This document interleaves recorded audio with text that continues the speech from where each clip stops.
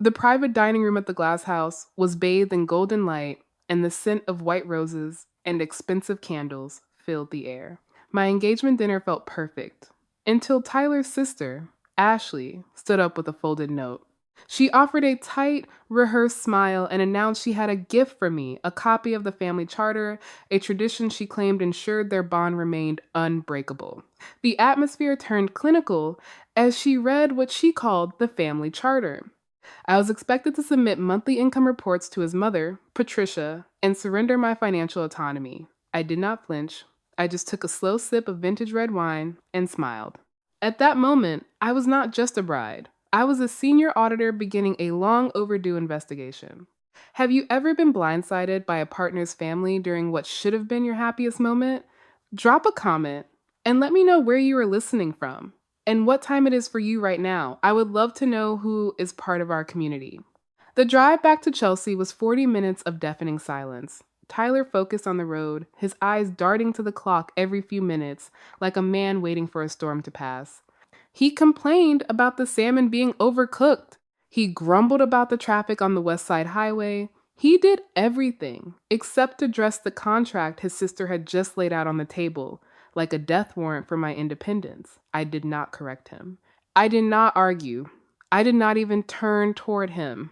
I just stared at the city lights reflecting off the Hudson River, feeling the cold weight of the data I had just collected. I did not cry when we reached the penthouse. Tears are an emotional overdraft I could not afford. This apartment, my sanctuary in Chelsea, represented $550,000 in hard-earned equity. I had purchased it through 8 years of grueling hours and strategic saving. As soon as we were inside, Tyler muttered something about being tired and headed for the bedroom, assuming the quiet meant compliance. He was wrong. Silence is not always submission. Sometimes it is a strategic pause. I sat at my glass dining table and opened my laptop. Tyler had left his own laptop open nearby, his inbox still active a lapse in judgment that mirrored his financial carelessness. The notifications pinging on his screen were a direct trail to the secrets he'd been hiding. The screen's glow felt more honest than the candlelight at the restaurant. My hands were steady as I logged into the portal for our joint home purchase. We were in the final stages of a refinancing agreement to pull equity from my condo for a new estate. I didn't just click a button. I executed a formal recall of the pending wire transfers and notified the escrow agent that my authorization for the Scarsdale closing was permanently revoked. I withdrew my consent from the joint accounts and moved my funds back into my private holdings. I had been the silent investor in their version of family for too long. Now, I realized it had been a subscription I never signed up for, and I was footing the bill. I emailed Sarah, my best friend, and a top family law attorney in the city. The subject line was simple: audit of the heart. I needed a full breakdown of the legal implications of that family charter.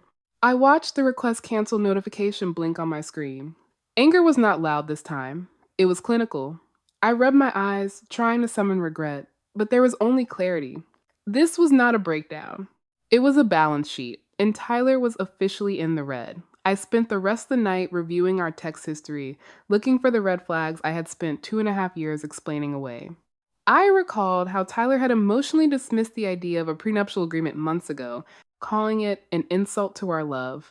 I realized then that he wasn't protecting a romance, he was protecting his access to my balance sheet. My compassion had been a luxury his family had overdrafted for years. This was not revenge, it was accounting. By 4 in the morning, my laptop glowed with a different kind of sunrise, the kind made of facts, numbers, and quiet retribution. I was no longer a bride-to-be. I was a senior auditor, and I had just uncovered a massive deficit in Tyler's integrity. I was not going into this marriage blind. I was walking out with my eyes wide open. I did not reach this level of professional success by letting details slip through the cracks. In my 8 years as a senior financial auditor, I have learned that numbers never lie, even when the people presenting them do. My mother always told me I was the most organized person she had ever met, and she was right that clinical precision is exactly how I built my life from nothing. My Chelsea penthouse was not a gift or an inheritance. It was $550,000 of equity I carved out of 80-hour work weeks, and strategic investments. Tyler had $100,000 in his accounts. On paper, it was a respectable sum, but it did not represent true independence. It was a safety net provided by Patricia and Frank, a controlled allowance that came with strings I was only now beginning to see. While I was building my own empire, Tyler was still attending Sunday dinners that were actually performance reviews. I started replaying the red flags I had spent 2 years explaining away. Those Sunday morning calls from Patricia were not just family check ins, they were 45-minute interrogations disguised as interest. She would ask about our spending, our weekend plans, and our career goals, her voice sweet as poison as she audited a life she had no right to touch. What I was experiencing is what psychologists call the trap of normalized cruelty. It is a systemic family failure where control is rebranded as cherished tradition and entitlement is sold as family values. They normalize the invasion of boundaries so slowly that you do not realize you are being colonized until the locks are already changed. To Patricia, a daughter in law is not a partner for her son. She is an asset to be managed, audited, and eventually liquidated into the family collective. I realized the family charter Ashley read at dinner was not a welcome packet. It was a terms of service agreement for my own erasure. They did not want Olivia the person. They wanted Olivia the senior auditor with the $550,000 balance sheet to subsidize their lifestyle. I looked at Tyler's empty side of the bed and finally saw his passivity for what it was, a weaponized silence. Every time he angled his phone away from me during a text from Ashley, he was choosing their secrecy over our intimacy. Every time he looked at his plate, while his mother insulted my career, he was signing off on my servitude.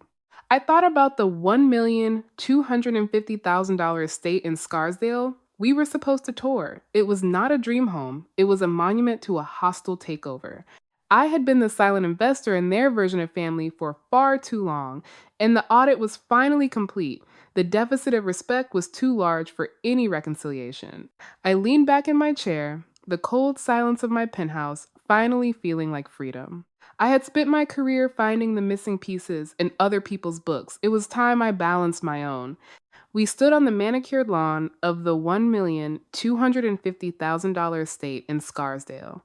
It was a beautiful property, 4 bedrooms, a renovated kitchen, and backyard trees that had likely stood for a century. Tyler walked through the rooms with a proprietary air, already mentally placing furniture and discussing where we would host our first holiday party. He spoke about our house and our future, but in my head I was running the ledger. The math was unyielding. I was providing over 83% of the capital from the $550,000 in equity from my Chelsea penthouse, while he was contributing only 17%. On the drive back, I brought up the ownership structure. I told him I expected the deed and the legal documents to reflect our individual contributions. Tyler did not look at me. He just gripped the steering wheel and said his family felt we should put it in both names equally because we were starting on equal footing. He said his father, Frank, was concerned about one person having too much leverage over the other. I did not argue. I just sat in the passenger seat and listened to the sound of my own boundaries being eroded. 3 weeks before the wedding, the final escalation arrived in the form of a phone call from Patricia. There was no small talk. She informed me that she and the family had been consulting with a property attorney. They had decided it would be best if the Scarsdale estate was purchased in Tyler's name only. She said it was to protect him in case anything happened, and that as his wife, I would of course have full access anyway. When I reminded her that I was providing the vast majority of the down payment, she did not skip a beat. She told me that while I provided the cash, Tyler would be providing a lifetime of stability. I felt my heartbeat in my ears, but my hands remained steady as I opened the voice recorder app on my phone. New York is a one-party consent state, a critical piece of legal data Sarah had shared with me. I was no longer just a participant in this family's drama. I was a witness collecting evidence. Patricia continued her monologue, detailing how the family's financial advisor would help us manage what she called the excess liquidity I was bringing into the marriage. I ended the call with a simple, "I will think about it." I did not feel the heat of rage. I felt the cold, sharp precision of a closing statement.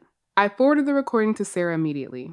Her reply came back in 4 minutes. "Do not move a single dollar. Do not sign anything. I will see you in my office tomorrow morning. The season was shifting, the air turning gray and wintry, mirroring the finality settling in my bones. I was not just a bride anymore. I was a senior auditor, and the deficit in this family's integrity was officially irrecoverable.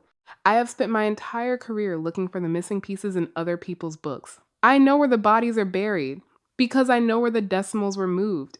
When Tyler's family sent over the formal family trust agreement and the supporting documents for our financial merger, they expected a signature and a smile. Instead, they got a shadow audit. I spread the papers across my Chelsea glass table, the gray winter light making the room feel like an interrogation cell. I was not looking for love anymore. I was looking for the motive. I ran Tyler's business aliases through the same forensic accounting software I used for high-stakes corporate audits, digging beneath the surface of his polished image. I started cross-referencing Tyler's supposed real estate holdings with public filings and tax records. That is when the ledger stopped balancing. I found a black hole in the form of a $250,000 secret debt. I realized why the bank hadn't flagged it during our mortgage application. This wasn't a standard bank loan. It was a private, high-interest debt from a business associate that didn't report to the credit bureaus, making it invisible to our lenders, but glaringly obvious in his private records. It was a high-interest bridge loan, a desperate move for a failing project that was about to go into default. It was buried under 3 layers of shell corporations tied to a failed commercial development project in Queens that Tyler had spearheaded 2 years ago. The venture had collapsed, leaving a trail of unpaid contractors and a massive high-interest loan that Tyler's father, Frank, had personally guaranteed. It was not mentioned in our joint home application. It was nowhere in the financial plan Tyler had presented to me. He had stayed silent while I calculated how to provide 80% of our future, knowing his own past was already bankrupt. The realization hit me with the force of a clinical fact. The family charter was not about tradition. The servitude was not about respect. And the requirement that I report my bank statements to Patricia every month, that was the most strategic move of all. They needed to track every dollar of my $550,000 equity to ensure it went directly into their debt-ridden family trust. They were not welcoming me into their home. They were bringing me in to save it. I sat back, my hands perfectly still. This was a wealth harvest disguised as a wedding. Tyler had not been caught in the middle between me and his family. He was the one leading the heist. Every time he looked at his plate during that first dinner, he was not ashamed of his sister's behavior. He was terrified I would look too closely at the numbers. He did not want a partner. He wanted a senior auditor he could silence with a ring. The family trust was a predatory merger, and I was the targeted asset. They thought they could use tradition as a weapon to disarm my professional instincts, but they forgot one thing. I am a senior auditor. Precision is my weapon, and the audit was finally complete. There was no room for error, and certainly no room for Tyler. This was not a breakdown. The numbers had spoken. In my life's ledger, Tyler was a deficit I had finally decided to liquidate.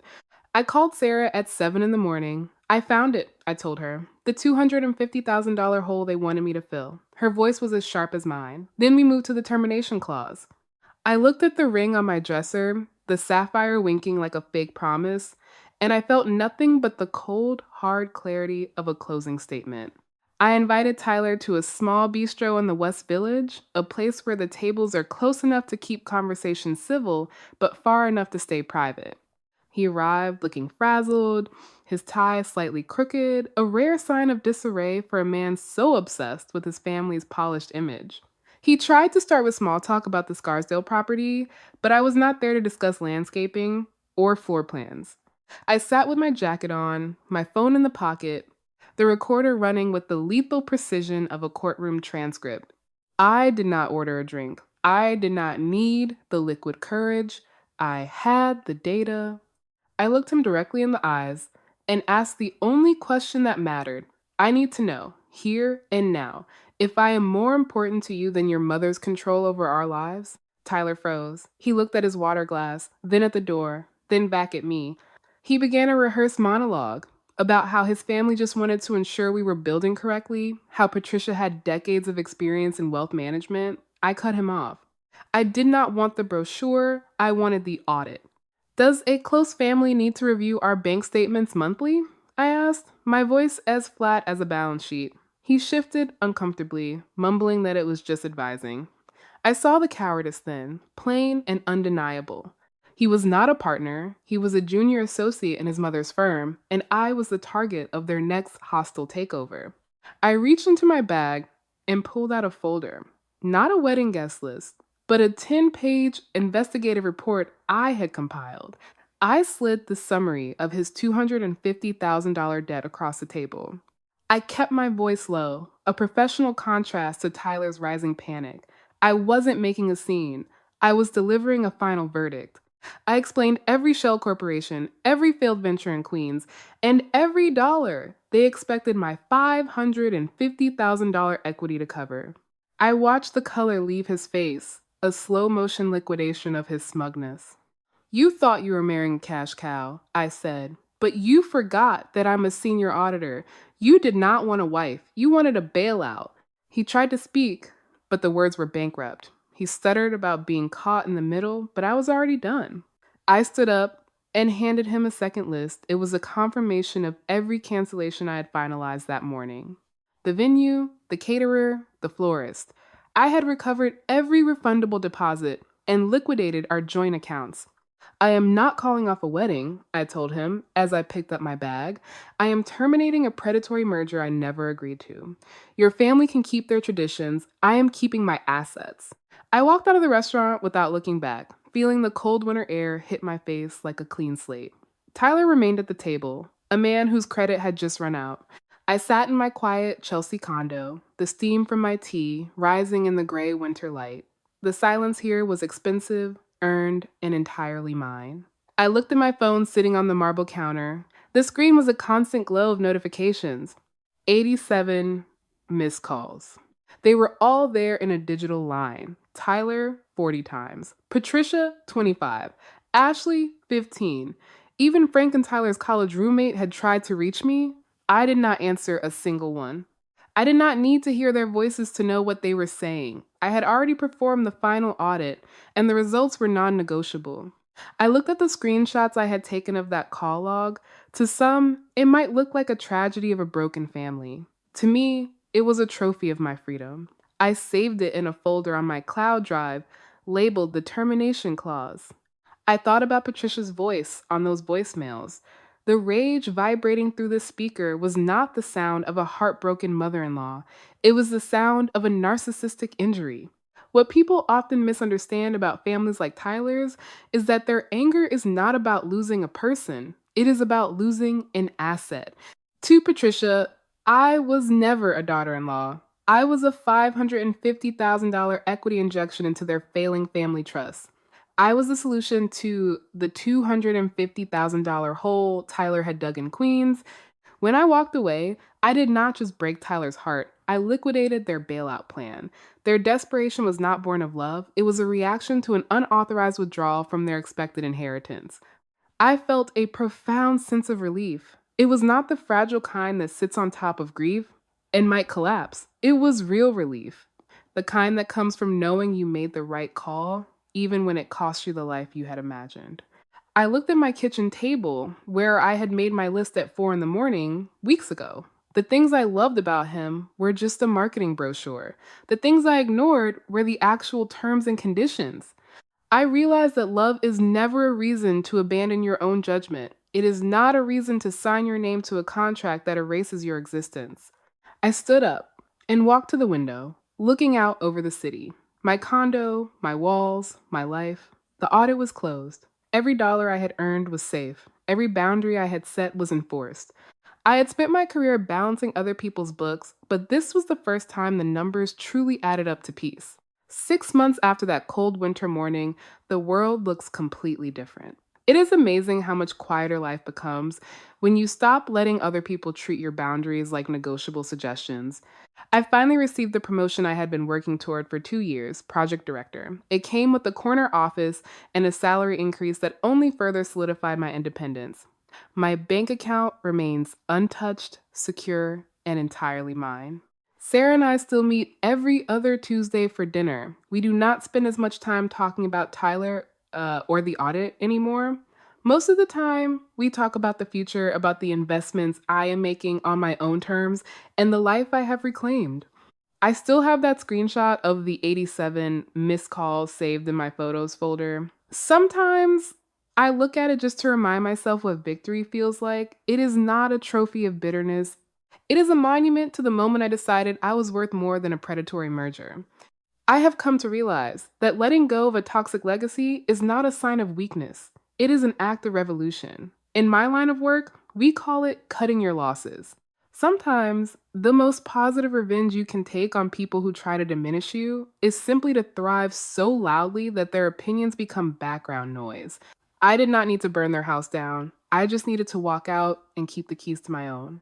If you find yourself in a similar situation, remember this: kindness is a luxury, not a debt. Never let someone convince you that tradition is a valid reason to sign away your sanity or your hard earned security. Being called sensible or mature by toxic people is usually just code for being easy to control. Do not be sensible, be firm, be clinical, and above all, be the one who controls your own balance sheet. Forgiveness is not always for the other person. Sometimes it is the only way to set yourself free.